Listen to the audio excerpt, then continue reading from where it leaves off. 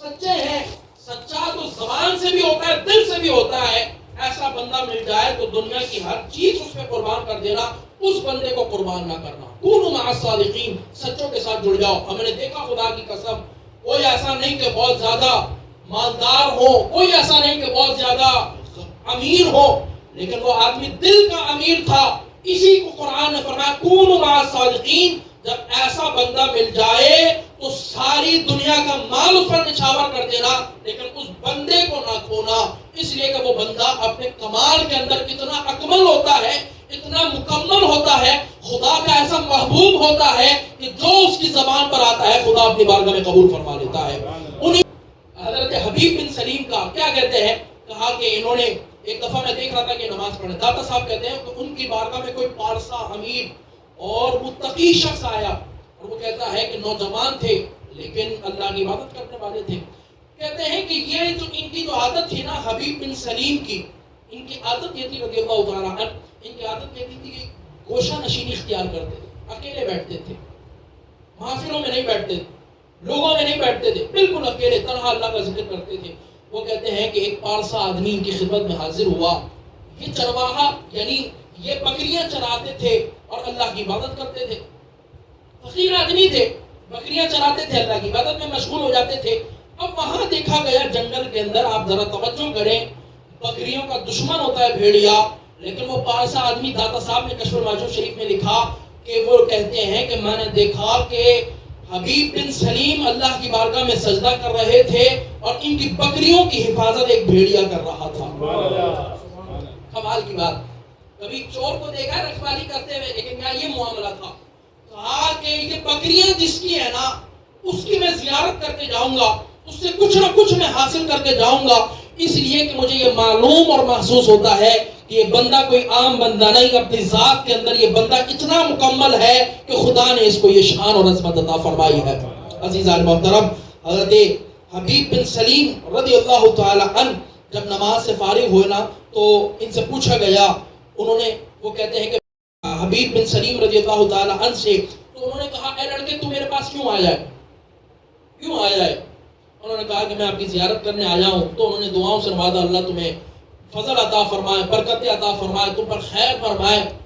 کہا کہ حضور ایک بات نہیں سمجھ میں آئی. کہا وہ کیا؟ کہا میں دیکھتا ہوں کہ یہ بھیڑیا آپ کی بکریوں کی حفاظت کر رہا ہے, کہ مجھے معلوم ہوتا ہے کہ یہ بھیڑیا آپ کی بکریوں کا دوست ہے, تو یہ مجھے بات کوئی ہضم نہیں ہو رہی. کہا یہ بکریوں کی حفاظت یہ بھیڑیا اس لیے کر رہا ہے کہ ان بکریوں کا جو مالک ہے, جو چرواہا ہے, جو بکریاں چراتا ہے, فرمایا کہ اس نے خدا سے دوستی کی ہوئی ہے. اور حدیث شریف میں آتا ہے عزیزان محترم کہ جو اللہ سے محبت کرتا ہے اللہ اس سے محبت کرتا ہے. پھر جبریل کو حکم فرماتا ہے, جبرائیل میں اس سے محبت کرتا ہوں. جبریل آسمان کے فرشتوں پر اعلان کرتے ہیں فلاں بن فلاں اس سے خدا محبت کرتا ہے. میں جبرائیل محبت کرتا ہوں, خدا کے محبوب محبت کرتے ہیں. اے آسمان کے فرشتوں تم بھی اس بندے سے محبت کرو. پھر جبریل امین زمین پر نازل ہوتے ہیں. خدا کی مخلوق میں یہ اعلان کر دیا جاتا ہے کہ خدا اس بندے سے محبت کرتا ہے, خدا کے محبوب اس بندے سے محبت کرتے ہیں, جبریل اس بندے سے محبت کرتے ہیں, میکائیل اس بندے سے محبت کرتے ہیں, اسرافیل اس سے محبت کرتے ہیں, آسمان کے فرشتے اس سے محبت کرتے ہیں. اے زمین کے مخلوقات تم بھی اس بندے سے محبت کرو. انہوں نے کہا حضور مجھے کوئی, وہ کہتے ہیں کہ ابھی یہ بات ہو رہی تھی, انہوں نے یہ فرمایا تو انہوں نے ایک لکڑی کا پیالہ اٹھایا اور ایک پتھر کے نیچے رکھ دیا. ہمارے یہاں تو ڈسپینسر ہے نا, بٹن دباؤ تو پانی گرتا ہے. کہا ایک پتھر کے نیچے ایک پیالہ رکھ دیا تو اس میں سے 2 چشمے جاری ہوئے. داتا صاحب لکھتے ہیں, یہ میرے شیخ کامل ہے, داتا صاحب نے لکھا. آگے لکھا داتا صاحب نے اس بات پر فخر کیا, فخر سے مراد یہ کہ خدا کا شکر ادا کیا. یہ میرے شیخ کامل ہے, داتا صاحب لکھتے ہیں کہ انہوں نے وہ لکڑی کا پیالہ نیچے رکھ دیا ایک پتھر کے, اس میں سے خدا نے 2 نہریں جاری کی, ایک شہد کی تھی ایک دودھ کی تھی. وہ نوجوان پھر ایک دھچکا لگتا ہے کہ یہ کیا معاملہ ہو گیا. حضرت داتا صاحب رحمہ اللہ کے شیخ فرماتے ہیں دیکھو بات یہ ہے کہ جناب موسیٰ سے افضل جناب رسول اللہ صلی اللہ علیہ وسلم ہے. موسیٰ علیہ السلام کی نافرمان قوم کے لیے خدا نے 12 چشمے جاری کیے تھے. میں تو رسول اعظم صلی اللہ علیہ وسلم کا امتی ہوں, مجھے تو نسبت رسول اللہ سے ہے, اور اللہ نے جب ان کے لیے 12 چشمے جاری کیے تو خدا کیا مجھے ان چیزوں سے مستفیض نہیں فرمائے گا؟ یعنی کچھ نہیں ہے پاس، لیکن پھر بھی ساری خدائی ان کی عزیزان محترم ذرا توجہ کریں، لا آف نیچر کے بالکل خلاف ایک پیالہ اس کے اندر رکھ دیا. اگر آج کے دور میں ڈسپینسر ہو تو سمجھ میں آتی ہے بات، لیکن وہ ڈسپینسر نہیں، وہ آج سے 1000 سال داتا صاحب ہو گئے. تو یہ وہ شیوخ ہیں جو تابعین میں سے ہیں، تابعین وہ جنہوں نے صحابہ کی زیارت کی. ان کی قدر و منزلت کس قدر بلند ہوگی. کہا کہ یہ پیالہ میں نے رکھ دیا. جب موسیٰ علیہ السلام کی نافرمان قوم کے لیے خدا نے 12 چشمے جاری کیے تو خدا نے مجھے اس دولت سے بھی سرفراز فرمایا ہے، جبکہ میں رسول اللہ صلی اللہ علیہ وسلم کا امتی ہوں اور حضور علیہ السلام حضرت موسیٰ علیہ نبینا علیہ السلام سے افضل ہے. عزیزان محترم، جب پوچھا گیا حضور آپ مجھے کوئی نصیحت فرما دیجیے، کمال کی بات یہ ساری تقریر کا خلاصہ اس میں خدا ہمیں داتا صاحب کے عرس کی برکت کی وجہ سے اس پر عمل کرنے کی توفیق عطا فرمائے. یہ جو آیت میں نے آپ کے سامنے پڑھی ہے نا عزیزان محترم، میں ایک بات آپ کو بتانا بھول گیا. حضرت سعد بن ابی وقاص جو رشتے میں حضور کے مامو جان لگتے ہیں، بنو زہرہ سے ان کا تعلق ہے، یہ کہتے ہیں کہ یہ آیت میرے حق میں نازل ہوئی ہے. وہ کیسے فرماتے ہیں کہ میں نے جب اسلام قبول کیا نا، اللہ کے احکامات قبول کیے، تو میری ماں مجھ سے ناراض ہو گئی. میری ماں کہنے لگی کہ یہ تم نے کیا کیا، اسلام قبول کر لیا، داڑھی رکھ لی، فلاں کام کر دیا، یہ تم نے کیسے کر لیا؟ میں نے کہا ہاں میں نے نئے دین اسلام کو قبول کر لیا. کہا کہ میں تجھ سے بات نہیں کروں گی. کہا نہ کر. اس وقت تک نہیں کروں گی جب تک تو اپنا دین نہیں بدلتا اور پرانے دین پر لوٹ کر نہیں آتا، اور میں اس وقت تک ایک نوالا نہیں کھاؤں گی، اس وقت تک میں گویا کہ ایک گھوٹ پانی نہیں پیوں گی جب تک تو توبہ نہیں کرتا اور اپنے پرانے دین کی طرف نہیں آتا.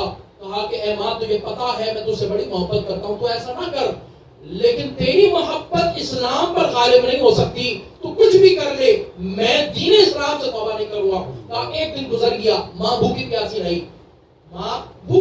رہی، اور دوسرا دن گزر گیا، کچھ غشی طاری ہوئی، کچھ سلسلہ، کچھ معاملہ ایسا ہوا کہ بے ہوشی کی کیفیت ہوئی.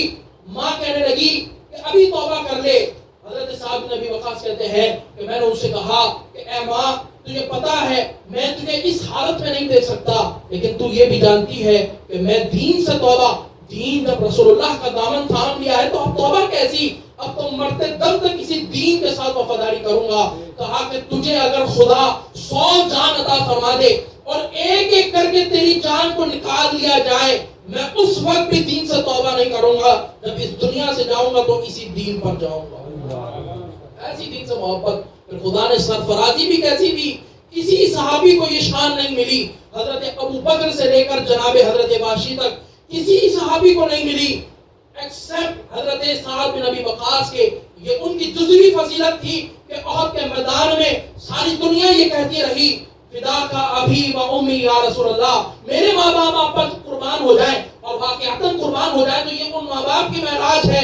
لیکن یہ سعد بن ابی وقاص کا مقام اور مرتبہ تھا کہ حضور اپنی زبان سے یہ فرمان اپنے ہاتھ مبارکہ سے تیر دیتے حضرت سعد کو اور زبان سے کہتے فدا کا ابھی و امی یا سعد، اے سعد میرے ماں باپ تجھ پر قربان ہو جائے.